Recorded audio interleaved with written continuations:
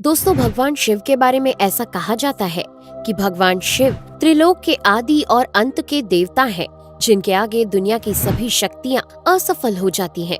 लेकिन क्या आपको मालूम है आखिर भगवान शिव का जन्म कैसे हुआ था? उनकी माता कौन थी और उनके पिता का क्या नाम था? उन्होंने किससे अपनी शिक्षा प्राप्त की थी और किस किस को शिक्षा का दान दिया था?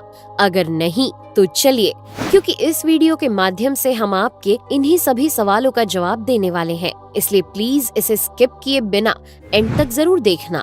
दोस्तों, आज सबसे पहले भगवान शिव के जन्म से जुड़ी पहली कहानी यानी शिव पुराण की एक लोकप्रिय कथा के बारे में बताने वाले हैं। शिव पुराण के अनुसार भगवान शिव को स्वयंभू माना जाता है, जिसका मतलब होता है कि भगवान शिव का जन्म स्वयं ही हुआ था।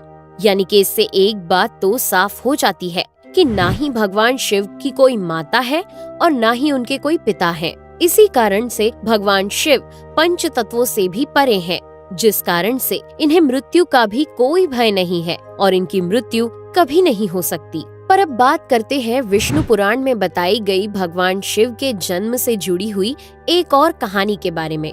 विष्णु पुराण में बताया गया है कि भगवान विष्णु के माथे से निकलने वाले तेज के कारण भगवान शिव की उत्पत्ति हुई थी और उनके नाभि से निकलते हुए तेज से कमल पर विराजमान ब्रह्मा जी का जन्म हुआ था। मगर दूसरी ओर भगवान विष्णु के जन्म के बारे में शिव पुराण में बताया गया है कि एक बार की बात है जब भगवान शिव अपने घुटने मल रहे थे और उनके घुटनों से निकलने वाले मैल से भगवान श्री विष्णु जी का जन्म हुआ था।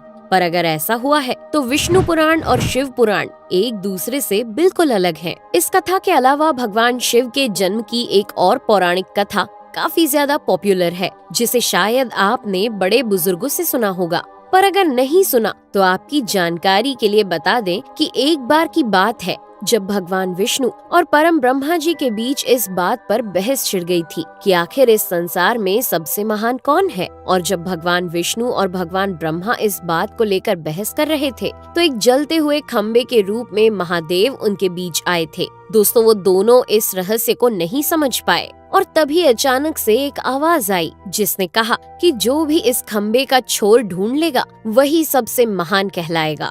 ऐसा सुनते ही ब्रह्मा जी ने एक पक्षी का रूप लिया और खम्बे का ऊपरी हिस्सा ढूंढने निकल गए। वहीं विष्णु जी ने वराह का रूप धारण किया और खम्बे का अंत ढूंढने निकल गए। बहुत देर तक खोजने के बाद भी दोनों में से किसी को भी खम्बे का छोर नहीं मिला और दोनों हार मानकर वापस आ गए। जिसके बाद भगवान शिव अपने असली रूप में आए और फिर भगवान विष्णु और ब्रह्मा जी ने ये मान लिया कि महादेव ही सबसे महान और शक्तिशाली हैं। इनसे बड़ी शक्ति इस दुनिया में कोई नहीं है। इसके साथ ही शिव पुराण में बताया गया खम्बा इस बात को दर्शाता है कि ना ही भगवान शिव जन्मे थे और ना ही उनका कोई अंत है। और एक कारण तो यही है कि भगवान शिव को स्वयंभू कहा जाता है, यानी भगवान शिव का अंत है ही नहीं, वे अमर हैं।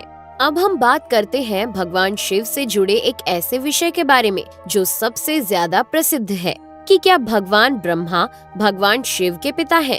जी हाँ, इनकी ये कहानी लोगों के बीच काफी प्रसिद्ध है। तो आपको बता दें कि आखिर किस प्रकार भगवान शिव ने ब्रह्मा पुत्र के रूप में जन्म लिया था। इसके पीछे विष्णु पुराण की एक पौराणिक कथा है, जिसके अनुसार जब धरती, आकाश, पाताल या कहें पूरा यूनिवर्स जलमग्न यानी पानी में डूबा हुआ था, तब भगवान विष्णु के अलावा कोई भी देव या प्राणी इस संसार में नहीं था। तब केवल विष्णु ही जल सतह पर अपने शेष नाग पर लेटे हुए नजर आ रहे थे। जिसके बाद उनकी नाभि से कमल की डंडी पर ब्रह्मा जी प्रकट हुए और जब भगवान ब्रह्मा और भगवान विष्णु इस यूनिवर्स से संबंधित बातें कर रहे थे तब भगवान शिव प्रकट हुए, जिसके बाद ब्रह्मा ने उन्हें पहचानने से इनकार कर दिया। इस कारण से भगवान शिव रूठ गए और उनके रूठ जाने के कारण भगवान विष्णु ने उन्हें दिव्य दृष्टि प्रदान कर ब्रह्मा जी को भगवान शिव की याद दिलाई। जिसके बाद भगवान ब्रह्मा को अपनी गलती का एहसास हुआ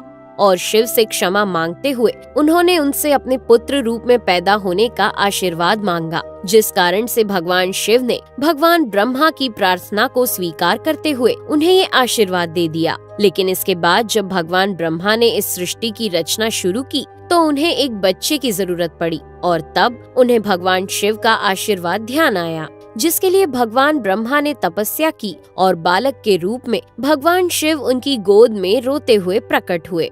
आपको बता दें कि ये भगवान शिव का एकमात्र बाल रूप है।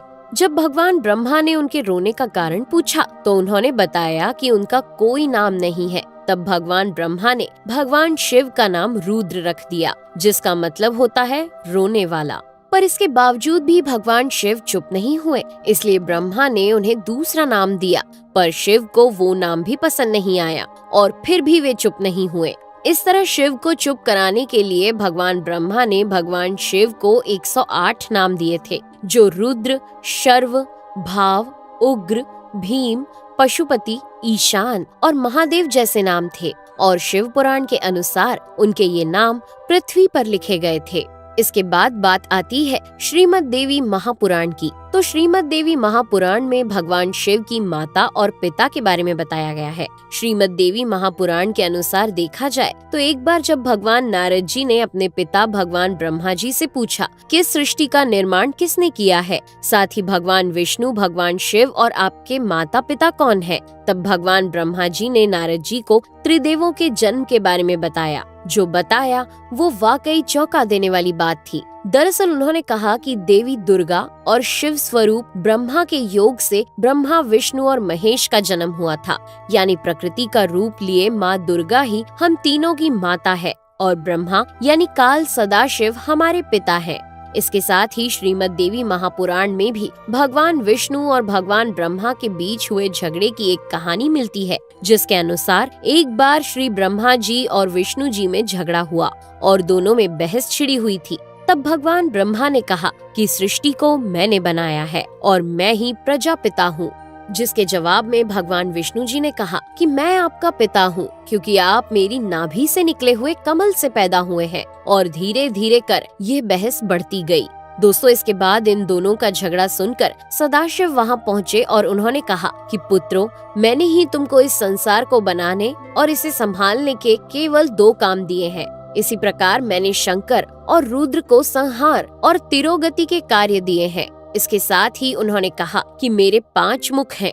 एक मुख से अकार, दूसरे मुख से उकार, तीसरे मुख से मुकार, चौथे मुख से बिंदु और 5वें मुख से नाद यानी कि शब्द प्रकट हुए हैं।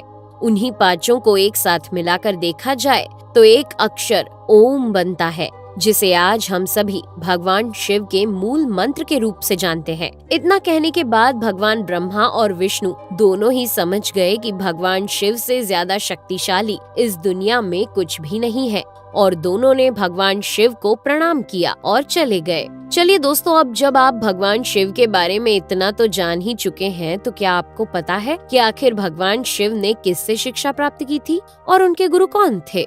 हम जानते हैं, शायद ही इसका जवाब आप में से किसी को पता होगा, पर जिन्हें नहीं पता उन्हें बता दें कि भगवान शिव स्वयं इस संसार के गुरु माने जाते हैं, जिन्होंने इस संसार में गुरु शिष्य की परंपरा की शुरुआत की थी। लेकिन अगर सवाल आता है कि आखिर भगवान शिव किसके गुरु थे, तो आपको जरूर जान लेना चाहिए कि हिंदू धर्म के ग्रंथ कहते हैं कि ब्रह्मा जी और शिव जी इस संसार के सबसे पहले गुरु हैं, जिन्होंने गुरु शिष्य के इस रिश्ते की शुरुआत की थी। जहां भगवान ब्रह्मा ने अपने मानस पुत्रों को शिक्षा प्रदान की थी, वहीं भगवान शिव ने अपना ज्ञान केवल अपने 60 शिष्यों को दिया था। यानी भगवान शिव 60 शिष्यों के गुरु थे और वे जिन शिष्यों के गुरु थे उन्हें आज के समय में सप्त ऋषियों का दर्जा दिया गया है। तो दोस्तों, ये थे भगवान शिव के जन्म से जुड़े हुए कुछ फैक्ट्स, जो आपको कैसे लगे हमें कमेंट करके जरूर बताइए। साथ ही अगर आपको वीडियो पसंद आया हो तो इसे लाइक और चैनल को सब्सक्राइब करना बिल्कुल ना भूलें। धन्यवाद।